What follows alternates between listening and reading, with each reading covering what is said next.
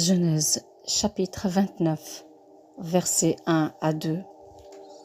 Jacob se mit en marche et s'en alla au pays des fils de l'Orient.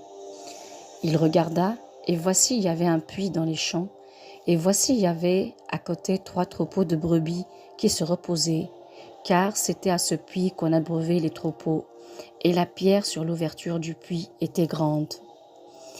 Au verset 4, Jacob dit aux bergers, « Mes frères, d'où êtes-vous » Ils répondirent, « Nous sommes de Charan. » Et il leur dit, « Connaissez-vous Laban, fils de Nachor » Ils répondirent, « Nous le connaissons. » Et il leur dit, « Est-il en bonne santé » Ils répondirent, « Il est en bonne santé, et voici Rachel, sa fille, qui vient avec le troupeau. » Au verset 10, lorsque Jacob vit Rachel, fille de Laban, frère de sa mère, et le troupeau de Laban, frère de sa mère, il s'approcha, roula la pierre de dessus l'ouverture du puits, et abreuva le troupeau de Laban, frère de sa mère.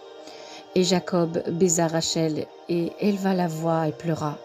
Jacob apprit à Rachel qu'il était parent de son père, qu'il était fils de Rebecca, et elle courut l'annoncer à son père.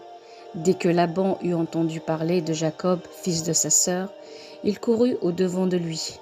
Il l'embrassa et le baisa, et il le fit venir dans sa maison.